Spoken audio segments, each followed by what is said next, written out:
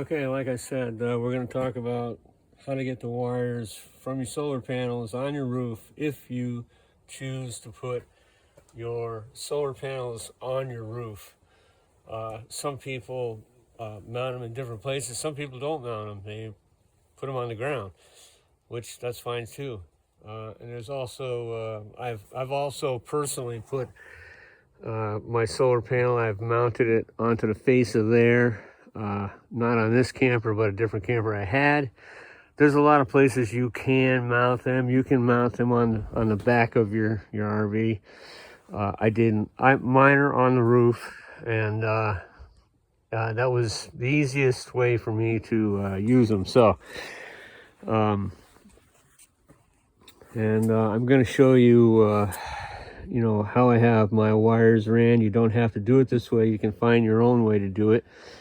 And I'm going to show you, now this is a refrigerator that is propane and it is 110. This is not a 12 volt refrigerator.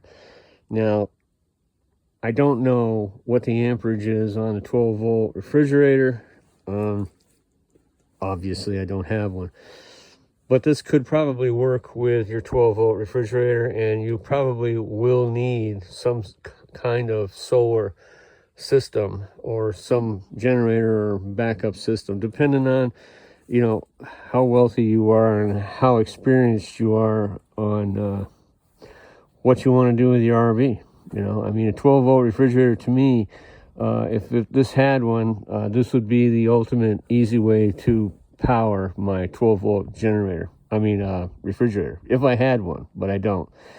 This is propane and it's 110 volts, and your outlet for it is in here. But right now this video is basically about the solar panels and how to get the wires down here, and where you're going to mount your inverter, and you're going to need a charge controller, and you're going to need some suitable wire, and you're going to need suitable batteries. Now my batteries are covered up, and yeah, it's winter here up north. I'm near the Vermont line. I have acid lead batteries. These batteries are about I want to say 6 years old.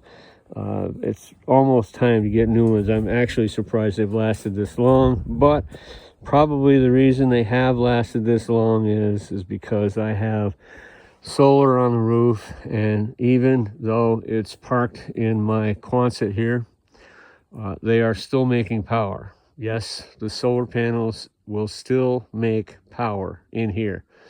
This is outdoors. Obviously, it's not indoors shelter or anything. If you're in one of those, you probably won't make any power in there unless they leave the lights on, which they're probably not going to do. But anyway, getting back to solar panels on the roof, the wires you will need to run from your battery into your coach, your trailer, your fifth wheel, whatever it is. We're going to get to all that, and this is basically going to be about how to get your power from the solar panels into your RV.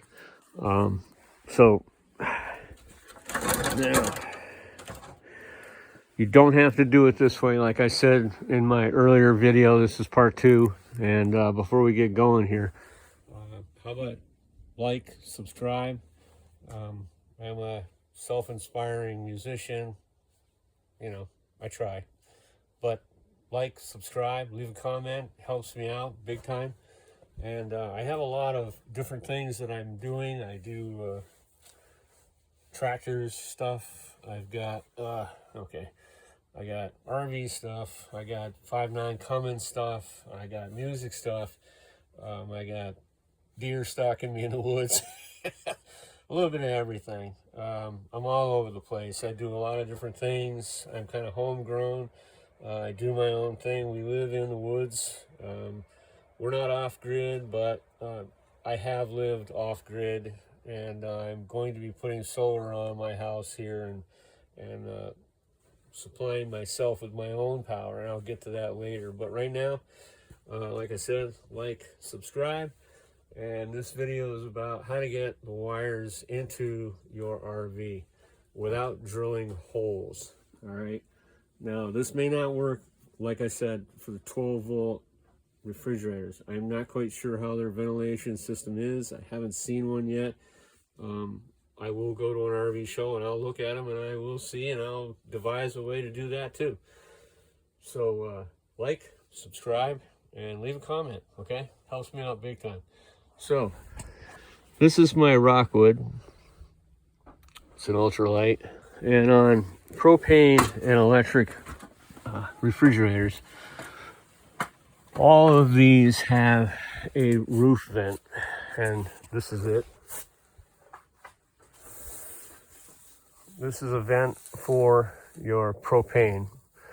The heat escapes out up through here. There's some screws in here. You take all 4 screws out, and you can literally look down inside to your backside of your refrigerator. You don't have to take your refrigerator out. Now, what I did was, there's my solar panels. I have a 100-watt there, Renogy, 100-watt Renogy here. I am going to put probably 2 more up here, and I'm probably eventually going to get lithium batteries, because that's really probably the way to go. But this is how I got my wires down through the roof without drilling holes. These are my solar wires. I taped them down, and I also put like gobs of that rubber roof leveling stuff on it, just so the wires didn't rattle on top of the roof and scar that up and stuff. So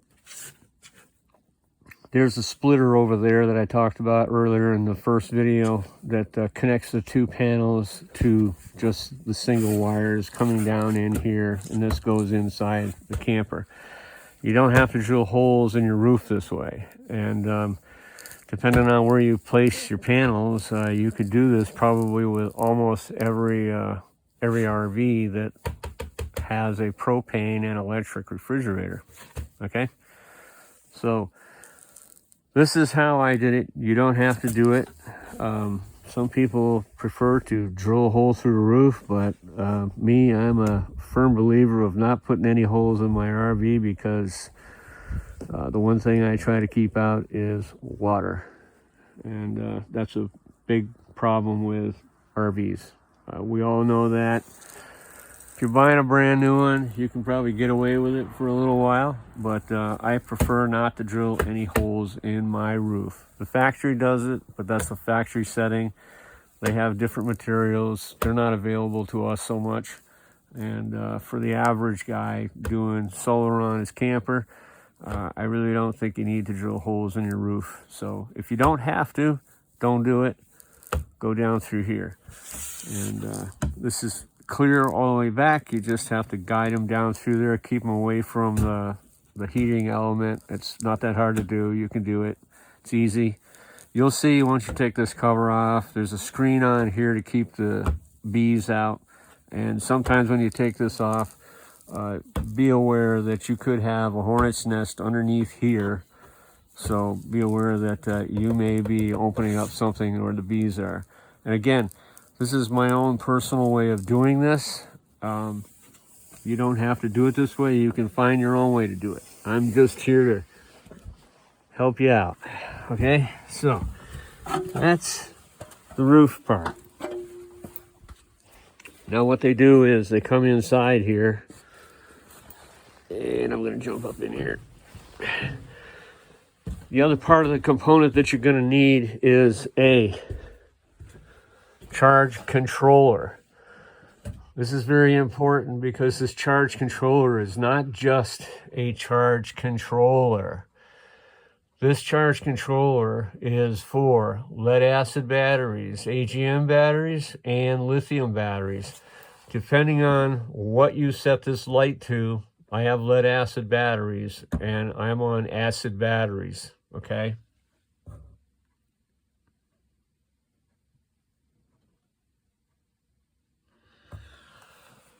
This is a Wander. This is made by Renogy. I'm not sure I'm pronouncing that correct. And again, I'm not getting anything from Renogy. This is just stuff that I bought. They have entire kits that you can get.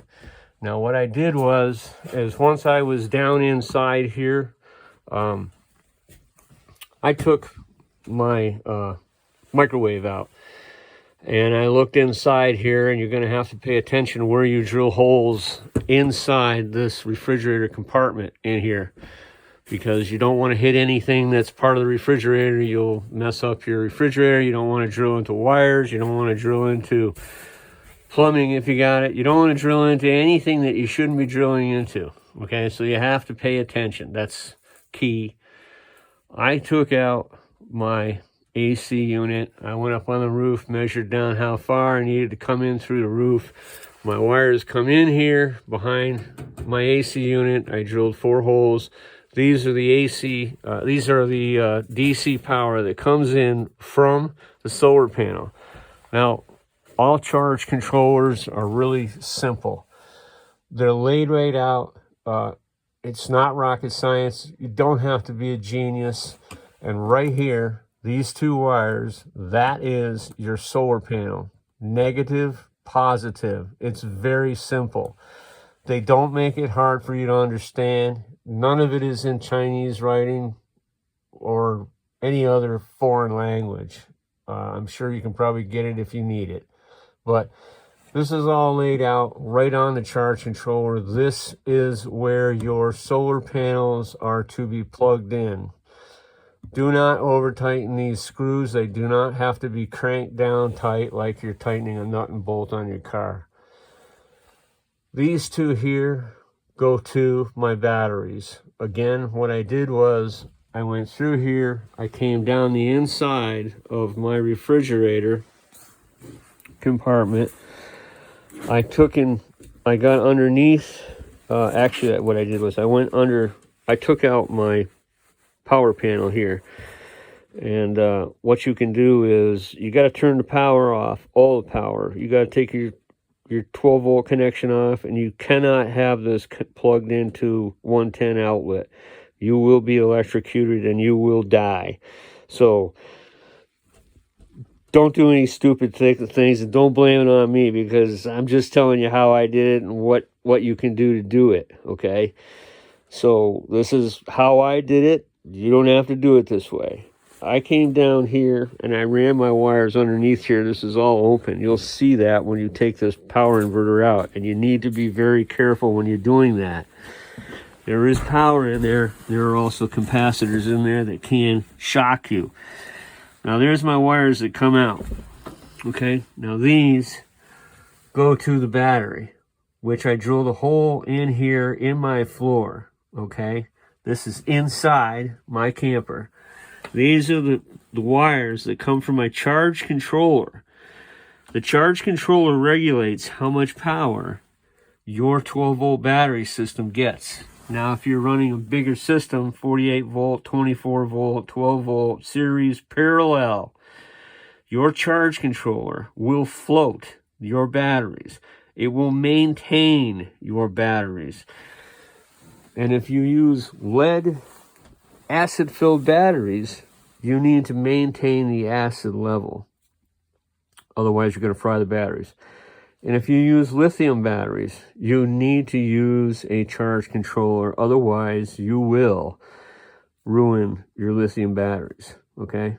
So the whole point of having this charge controller up here, okay, that charge controller controls how much power it can get from your solar panels.